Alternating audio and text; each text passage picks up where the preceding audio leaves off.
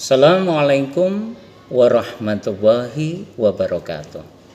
Selamat pagi anak-anakku semuanya. Hari ini Senin 22 Juli 2024. Kalian kembali bertemu dengan Pak Aris dalam serial pembelajaran daring kelas 6 I Gusti Ngurah Rai. Hari ini kita akan membahas materi pelajaran pendidikan Pancasila dengan topik belajar Pancasila secara menyenangkan. Marilah sebelum kita mulai kegiatan belajar daring hari ini, kita berdoa meminta kepada Allah yang Maha Kuasa agar senantiasa diberikan kesehatan lahir dan batin, agar terus dapat beraktivitas untuk mengisi hari-hari kita dengan kegiatan yang berharga. Berdoa mulai.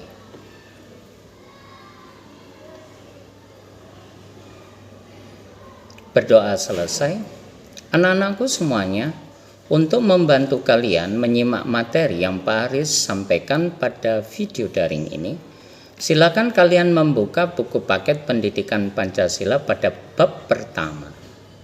Dengan mengucapkan Bismillahirrahmanirrahim, kegiatan belajar daring hari ini kita mulai. Anak-anakku semuanya, setiap tanggal 1 Juni kita selalu memperingati Hari Lahir Pancasila. Hari Lahir Pancasila ditetapkan pada tanggal 1 Juni melalui sebuah serial bersejarah di mana pada awal sebelum Indonesia merdeka, pemerintah penjajah Jepang pada waktu itu membentuk suatu badan BPUPKI namanya, atau Dokuritsu Junpiko Sakai, untuk menyiapkan hal-hal yang dibutuhkan oleh negara kita di saat Indonesia nantinya merdeka. Jepang melaksanakan ini karena Jepang ingin menarik simpati bangsa Indonesia untuk terus mendukung Jepang dalam memenangkan Perang Dunia II, atau di sini disebut dengan Perang Asia Timur Raya. BPUPKI sendiri diketuai oleh Dr. Rajiman Widyodiningrat. BPUPKI bersidang pertama kali tanggal 29 Mei hingga 1 Juni 1945. Ada 3 tokoh yang pada waktu itu tampil untuk menyampaikan rumusan dasar negara, yaitu Profesor Dr. Supomo, Muhammad Yamin, dan pada tanggal 1 Juni Insinyur Soekarno menyampaikan gagasannya yang kemudian diberi nama Pancasila. Panca artinya 5, sila artinya dasar. Dari sinilah sejarah awal Pancasila sebagai dasar negara kita, Negara Kesatuan Republik Indonesia, diabadikan. Tentunya kalian sudah hafal bukan bunyi-bunyi sila per sila dari sila pertama hingga kelima pada Pancasila? Sebagai warga negara yang baik, tentunya kalian hafal dengan bunyi sila-sila tersebut. Adapun Pancasila, kedudukannya dalam kehidupan bernegara dan berbangsa adalah selain sebagai dasar negara, Pancasila juga merupakan ideologi bangsa, pandangan hidup bangsa, falsafah bangsa, serta akomodatif terhadap tujuan nasional bangsa Indonesia yang ingin dicapai, yang tercantum dalam pembukaan Undang-Undang Dasar Negara Republik Indonesia. Sekarang timbul pertanyaan bagi kita sebagai warga negara, mengingat Pancasila adalah dasar negara kita, hal-hal apakah yang seharusnya secara fundamental bisa kita pelajari serta kita terapkan di dalam kehidupan sehari-hari dari nilai Pancasila yang terkandung di dalamnya. Nah, anak-anakku, sila per sila, mulai dari sila 1 ketuhanan yang Maha Esa sampai dengan sila kelima keadilan sosial, mengandung nilai-nilai luhur yang merupakan warisan dari nenek moyang kita. Dimulai dari sila pertama, ketuhanan yang Maha Esa. Bangsa Indonesia adalah bangsa yang mengakui adanya Tuhan, sebagaimana yang tercantum dalam Undang-Undang Dasar 1945 pasal 29 ayat 1, yaitu negara Indonesia adalah negara yang berdasarkan pada ketuhanan yang Maha Esa. Di Indonesia ada 6 agama yang diakui oleh negara: Islam, Kristen Protestan, Kristen Katolik, Hindu, Buddha, serta Konghucu. Pada sila kedua, kemanusiaan yang adil dan beradab, bangsa Indonesia mengakui bahwa derajat dan martabat manusia itu sama. Kita tidak boleh memandang rendah suku bangsa lainnya. Sikap-sikap seperti chauvinisme, yaitu membanggakan harkat dan martabat bangsa sendiri dan cenderung meremehkan derajat bangsa lain, harus kita hindari. Ingat, sebagai makhluk sosial, kita tidak mungkin hidup sendiri. Bangsa Indonesia juga pasti membutuhkan bantuan dari bangsa atau negara lain. Yang ketiga, sila persatuan Indonesia adalah perwujudan dari tekad bangsa Indonesia yang menyadari bahwa dirinya beragam. Kita mempunyai begitu banyak keberagaman yang mau tidak mau harus kita terima. Mulai dari perbedaan agama, suku, bangsa, budaya, mata pencaharian, dan lain sebagainya, yang kalau tidak dikelola dengan baik berpotensi menimbulkan konflik horizontal maupun vertikal. Kalau konflik horizontal itu konflik sesama warga negara, sedangkan konflik vertikal itu konflik antara negara dengan warganya. Makanya apa? Semboyan bangsa Indonesia Bhinneka Tunggal Ika itu menjadi pengikat yang mempererat kedudukan bangsa Indonesia, bahwa mereka adalah satu, sesuai dengan Sumpah Pemuda yang kita ikrarkan pada tanggal 28 Oktober 1928. Kita adalah satu tanah air, satu bangsa, serta menjunjung bahasa kesatuan Indonesia. Sila keempat, kerakyatan yang dipimpin oleh hikmat kebijaksanaan dalam permusyawaratan perwakilan. Ini adalah menunjukkan karakter bangsa Indonesia yang ramah, yang selalu mengutamakan musyawarah untuk menyelesaikan berbagai konflik atau masalah yang dihadapinya.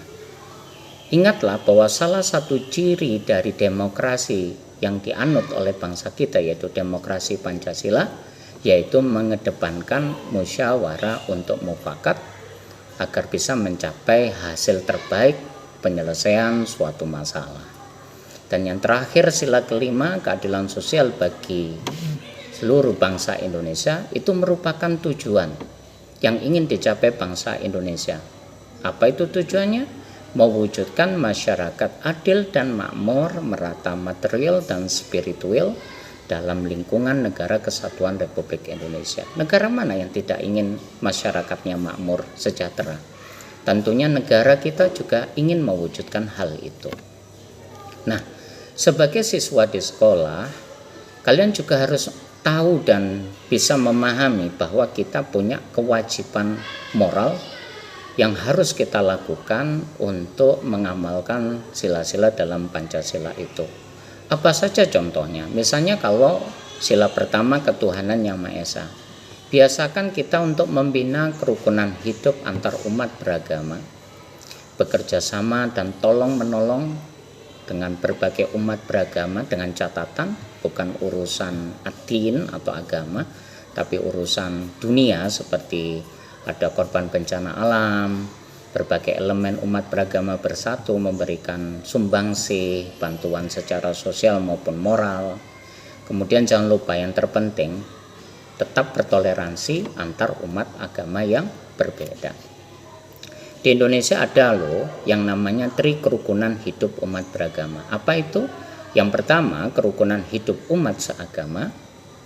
Yang kedua, kerukunan hidup antar umat beragama yang berbeda. Serta yang ketiga, kerukunan hidup umat beragama dengan pemerintah. Lanjut berikutnya anak-anakku. Apa contoh implementasi pelaksanaan sila kedua, kemanusiaan yang adil dan beradab? Dalam konteks kehidupan di sekolah, anak-anak harus bisa memandang bahwa antara teman yang satu dengan teman yang lain mempunyai martabat dan derajat yang sama sebagai makhluk Tuhan yang Maha Esa. Kalian juga tidak boleh semena-mena membuli teman. Ya, karena apa? Sekolah kita adalah sekolah ramah anak. Jadi hindari itu. Yang ketiga, persatuan Indonesia. Dalam kehidupan bermasyarakat, kita sering menemukan ada kegiatan kerja bakti, gotong royong, sebagai bentuk perwujudan bahwa masyarakat kita itu adalah masyarakat yang satu. Boleh keinginan berbeda, tetapi ketika berbicara kepentingan bersama, mereka bahu-membahu, bergotong royong, bekerja bakti, agar apa yang diinginkan bisa tercapai. Contoh perumusan atau contoh pelaksanaan sila keempat, Pancasila, kerakyatan, dan seterusnya, adalah kita tidak boleh memaksakan kehendak kita kepada orang lain. Tidak boleh ya.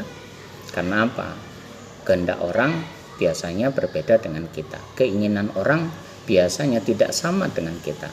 Tentunya kita harus hormati pilihan mereka. Terutama misalnya contoh pada waktu pemilihan presiden kemarin. Pasti ada yang mendukung calon 1, calon 2, calon 3, dan seterusnya. Kita hormati pilihan mereka. Karena apa? Hak asasi manusia menyatakan bahwa setiap orang mempunyai keinginan, kehendak yang berbeda satu dengan yang lainnya. Dan yang terakhir, contoh perwujudan nilai keadilan sosial bagi seluruh rakyat Indonesia yang bisa kita temukan dalam kehidupan sehari-hari adalah yaitu menghormati hak-hak dasar yang dimiliki orang lain. Apa hak dasar itu? Hak dasar disebut juga dengan hak asasi manusia. Hak yang kita peroleh sejak kita lahir, yang harus dihormati dan diakui keberadaannya. Nah, sampai di sini materi yang Pak Aris sampaikan. Ada tugas mandiri yang ingin Pak Aris sampaikan lewat video ini. Ada 4 soal, kalian bisa segera menyiapkan buku tulis untuk mencatatnya. Sudah anak-anakku? Baik. Tugas yang pertama, tulislah rumusan dasar negara yang dinyatakan oleh Muhammad Yamin pada sidang pertama BPUPKI tanggal 29 Mei 1945. Itu tugas yang pertama. Tugas yang kedua, bagaimanakah bunyi Piagam Jakarta yang dirumuskan Panitia 9 bentukan PPKI atau Panitia Persiapan Kemerdekaan Indonesia. Yang ketiga, apakah yang dimaksud dengan chauvinisme? Dan soal terakhir, yang keempat, berilah 2 contoh pengamalan sila pertama Pancasila dalam lingkungan sekolah yang kalian lihat setiap hari. Demikian video pembelajaran ini, semoga bermanfaat. Tetap semangat belajar dengan ridho Allah agar kalian akan dijadikan sebagai generasi berakhlak, berwawasan global, serta bisa mengangkat derajat bangsa Indonesia di masa yang akan datang. Wassalamualaikum warahmatullahi wabarakatuh.